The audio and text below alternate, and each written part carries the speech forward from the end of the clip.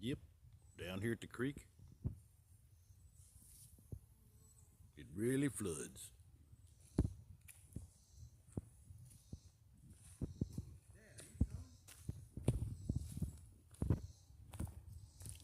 The water gets so high.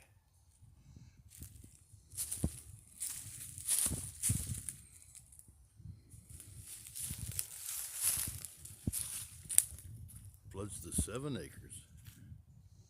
Now I gotta argue with the taxing authority because it's Zone A FEMA floodplain, and they've been taxing me since 1971.